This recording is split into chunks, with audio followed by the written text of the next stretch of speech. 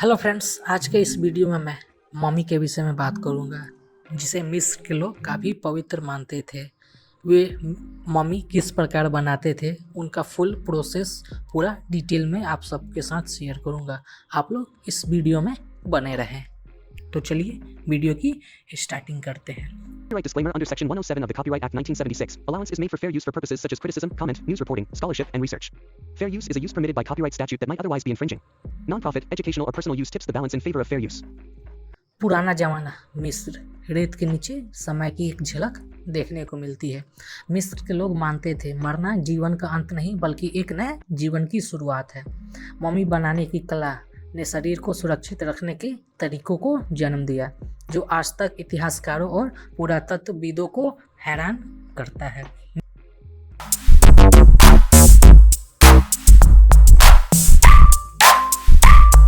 मिस्र के लोग अपने राजा और अमीर लोगों के लिए बड़ी बड़ी कब्रें बनाते थे, जिन्हें मकबरा कहा जाता था। ये कब्रें कीमती चीज़ों, रोज़मर्रा के इस्तेमाल की जाने वाली चीज़ों और मम्मियों से भरी होती थी। शरीर को सही सलामत रखने का उनका यकीन हकीकत में बदल गया था। मम्मी बनाने की कला मिस्र के लोगों के मरने के बाद की ज़िंदगी में गहरे विश्वास से जुड़ी हुई थी। यह प्रक्रिया केवल एक धार्मिक अनुष्ठान नहीं थी बल्कि एक जटिल विज्ञान भी थी, जिसे सदियों से विकसित किया गया था।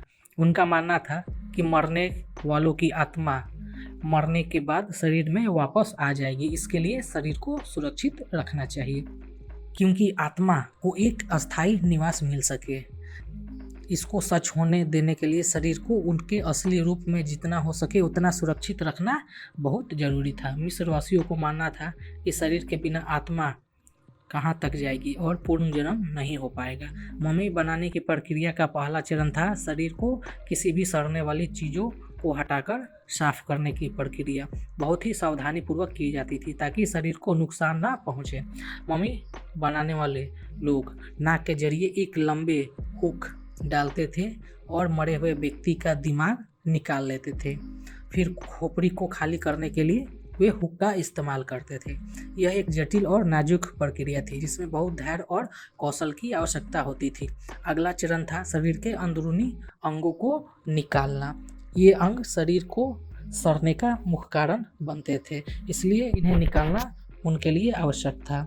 लीवर, फेफड़े, पेट और आंतों को सावधानी से निकाला जाता था और उन्हें अलग नेचुरल जार में रखा जाता था, जिन्हें कैनेपी जार कहा जाता था। इन जारों को विशेष रूप से संरक्षित किया जाता था ताकि अंग सुरक्षित रहे और आत्मा को पुनर्जन्म में सहायता मिल सके। मम्मी बनाने की प्रक्रिया को अच्छे से पूरा करने के लिए पुराने ज़माने के मिस्र के मम्मी बनाने वालों को खास औजार और चीज़ों का एक समूह पर भरोसा करना पड़ता था। यह औजार न केवल उनके काम को आसान बनाते थे बल्कि मम्मी को लंबे समय तक सुरक्षित रखने में भी मदद करते थे।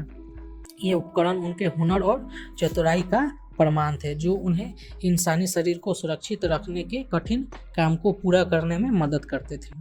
मिस्र के कारीगरों की कुशलता और उनके औजारों की गुणवत्ता ने मम्मी बनाने की प्रक्रिया को एक कला का रूप दे दिया था। मम्मी बनाने की प्रक्रिया कई चरणें होती थी, जिनमें से हर एक चरण के लिए अलग अलग औजारों की आवश्यकता होती थी।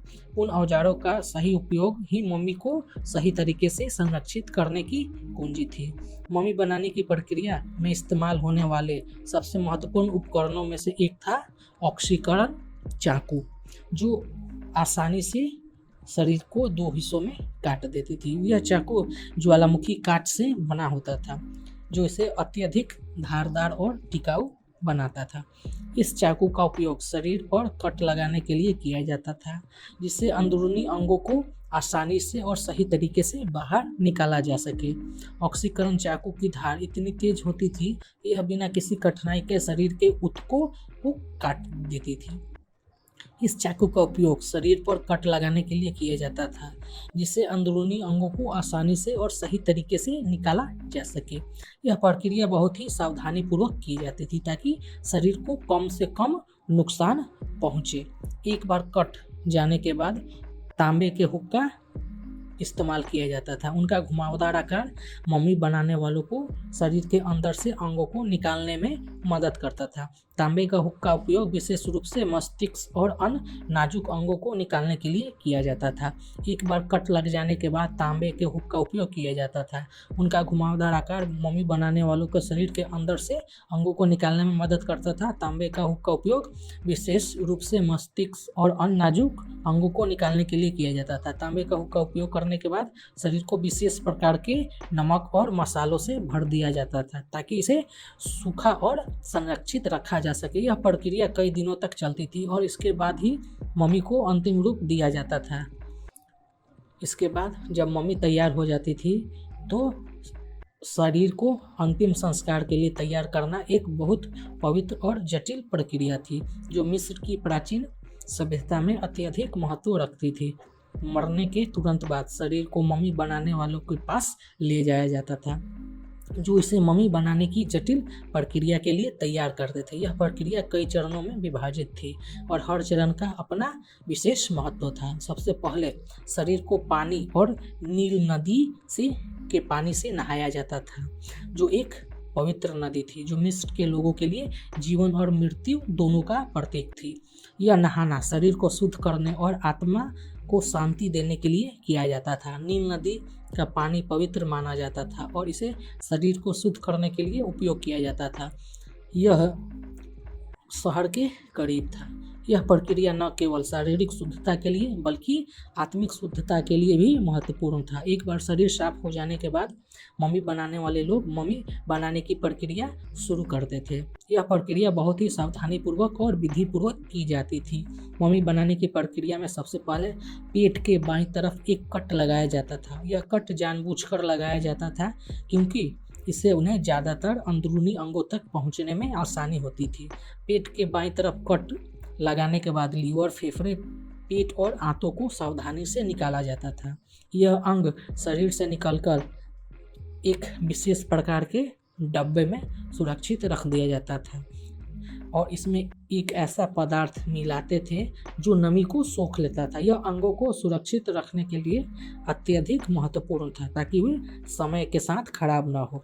इस प्रक्रिया के दौरान मम्मी बनाने वाले लोग अत्यधिक सावधानी बरतते थे ताकि शरीर को किसी भी प्रकार की क्षति ना पहुंचे और इस प्रक्रिया में कई दिन लगते थे और इससे कई प्रकार के औजारों और तकनीकों का उपयोग किया जाता था मम्मी बनाने में। अंत में शरीर को एक उजले रंग के लिक्विड युक्त जड़ी बूटी वाली पट्टियों से लपेटा जाता था और उसे सूखने के लिए छोड़ दिया जाता था। यह प्रक्रिया शरीर को संरक्षित करने के लिए अत्यधिक महत्वपूर्ण थी और इसे बहुत ही विधिपूर्वक किया जाता था। इस प्रकार मिस्र के लोग अपने प्रियजनों के शरीर को अंतिम संस्कार के लिए तैयार करते थे ताकि उनकी आत्मा को शांति मिल सके और वे परलोक में सुरक्षित रह सके।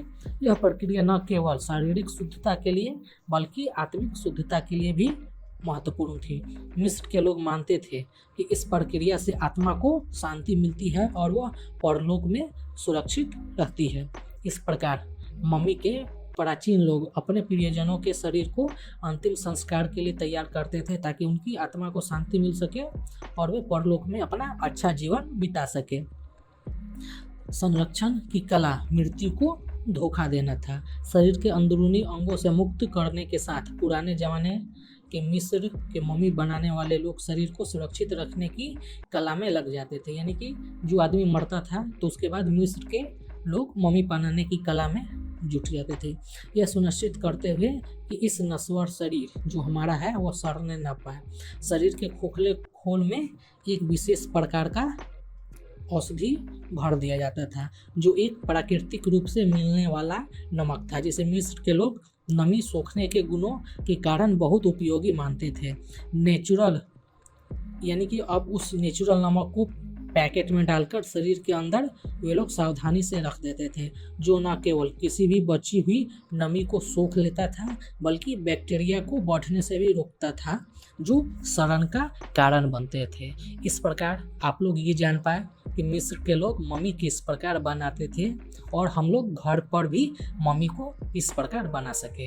अगर आपको ये मेरी वीडियो पसंद आई तो आप इसे दोस्तों के साथ शेयर करें और एक प्यारा सा कमेंट कर दे। तो मिलते हैं नेक्स्ट वीडियो में, तब तक जय हिंद, वंदे मातरम।